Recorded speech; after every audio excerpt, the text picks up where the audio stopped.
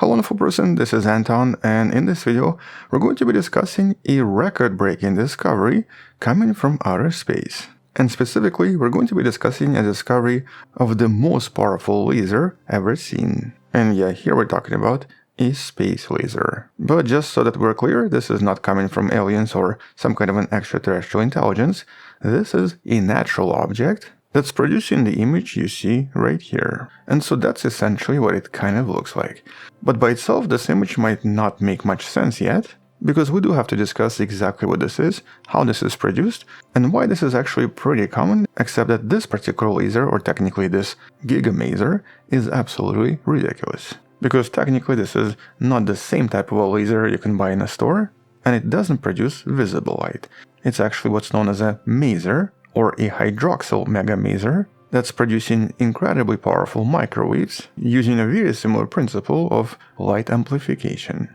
But this is the first ever gigamaser. And so let's talk about the discovery in more detail and focus on some of the science behind this. But I guess first let's define exactly what a maser is, and of course how lasers work as well. And so let's explain what we're actually seeing here. Okay, let's start with the laser. In this case, this stands for light amplification and stimulated emission of radiation. And by the way, the word maser replaces L with M, because in this case it only uses microwaves. And while in a laboratory, you can generally create a laser by exciting atoms or molecules into a high energy state.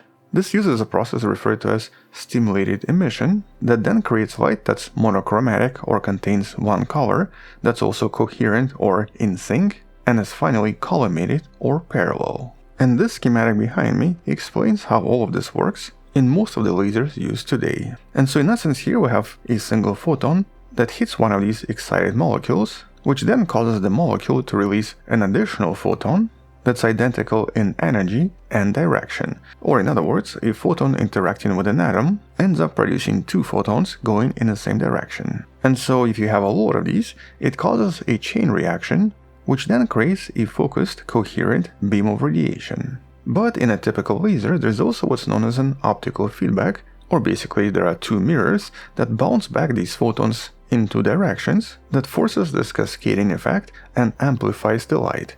But one of the mirrors is usually half silvered, allowing a small percentage of light to pass through. And that's how we usually produce laser beams. So basically in this case, the laser beam is just that percentage of light that was able to escape. But naturally something very similar can easily happen in outer space. As a matter of fact, in space this happens in a lot of different locations. And that's because the universe itself is sort of like this massive scientific lab of its own. And so certain gas clouds and certain nebula and planetary atmospheres can usually act as this gain medium that contain many of these atoms that just need to be excited in order to release additional photons. And so for example, the famous location known as Eta Carina has been confirmed to be emitting ultraviolet lasers from the gas surrounding. At the same time, much closer to us, Martian atmosphere has also been able to produce weak infrared laser emissions when stimulated by sunlight. But much more frequently, we actually find masers. And once again, M stands for microwave.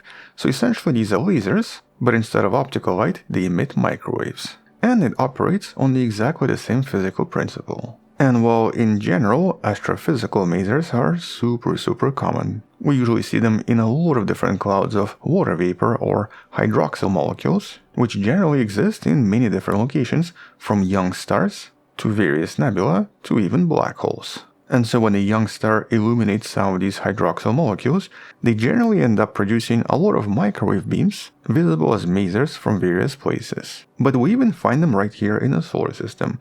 Various comets and atmospheres of various planets also produce masers of all types. But the strongest masers can normally only be found in some of the most violent environments. And that involves either two galaxies crashing into each other, or some kind of a very powerful event, such as for example some kind of a superactive black hole. And by the way, if you actually want to learn more about some of the natural lasers and natural masers out there, you can find some of the stuff in the study by NASA in the description below. Okay, but now let's discuss exactly what this is. And so this object, now referred to as H-Atlas J142935.3-002836, is the official record breaker when it comes to masers.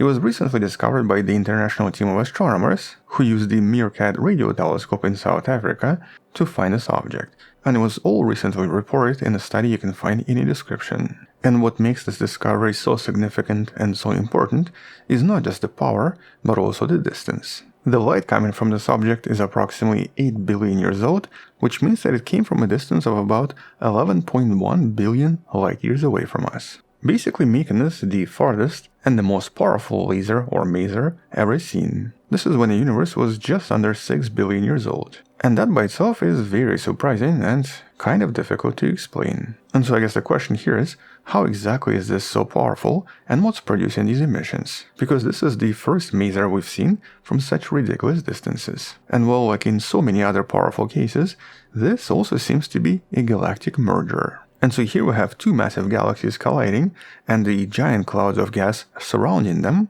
seem to be compressed and create a lot of shockwaves, triggering an intense burst of star formation. And because these newborn stars produce huge amounts of infrared radiation, it then ends up heating up all of the surrounding dust, making all of the dust in this galaxy suddenly extremely energized. And so in this case, the infrared light acts as a pump and excites molecules of hydroxyl floating in the interstellar space. And so when these excited molecules are hit by radio waves, they suddenly release all of the energy as microwaves with a wavelength of approximately 18 centimeters. And the emissions produced as a result are ridiculously powerful. This actually seems to be 100,000 times more luminous or brighter than a typical star. And because it's all concentrated in a tiny point, researchers are now referring to this as a gigamaser. And that's because of its overall power. Now we've seen a lot of megamasers before, but this is the first gigamaser. But there's actually a kind of a cheat code for why it's so bright. And you might be able to tell why in this image. It's actually gravitationally lensed. And so in this case, between these merging galaxies, there is another perfectly aligned galaxy whose mass acts as a foreground lens and warps the light coming from the galactic merger, basically acting like a giant magnifying glass, which in this case magnifies the light coming from this object by approximately 10 times. And so because of this, the Meerkat telescope was able to pick up the signal after approximately 5 hours of observations. And so in this case, the signal appears to be much stronger just because of the gravitational lensing effect. In reality, it's about 10 times weaker. But here you might also be wondering, okay, so that's cool, but what exactly is this for, and can this teach us something? And the answer is obviously yes, because technically these unusual objects are sort of like these cosmic beacons. They only form under very specific violent conditions, usually involving very high gas density and rapid star formation. And so this is a perfect way for astronomers to track when and where a lot of these major collisions were happening in the early universe. And furthermore, by analyzing the spectrum of this maser, the team also discovered that the signal is a little bit blue shifted compared to other gas in the galaxy, which actually suggests that this maser is basically moving and is following some kind of a molecular outflow, very likely involving massive wind of gas blown away from this galaxy, possibly the result of the supermassive black hole in the center, or maybe the result of tons and tons of powerful supernova. In other words, it allows us to see parts of different distant galaxies in ways we could never see them before, by also proving that we can now observe these phenomena and these unusual objects in the much younger universe at relatively high redshifts. And since these objects usually represent galactic collisions and stellar outbursts, and also because they're so bright, they can easily help astronomers identify very similar events and thus work out how the universe evolved at different periods of its formation. But right now, this study also serves as a kind of a proof of concept that can now be applied to additional telescopes such as the SKA or Square Kilometer Array that's still being developed. This will be the world's largest and the most sensitive radio network, allowing astronomers to discover so much more. And so researchers actually expect to find hundreds if not thousands of these objects once it becomes operational. Although right now obviously we only know of one gigamaser discovered so far. But once more are discovered, it will provide just enough data to create some kind of a detailed map of the overall galactic formation and merger in the distant universe. And at least one of them might even help us solve another mystery involving colliding black holes, and specifically colliding supermassive black holes that researchers have been trying to find now for many decades. And so by finding these masers in different systems, we might finally discover binary supermassive black holes on a collision course. This will actually help us solve the problem referred to as the final parsec problem.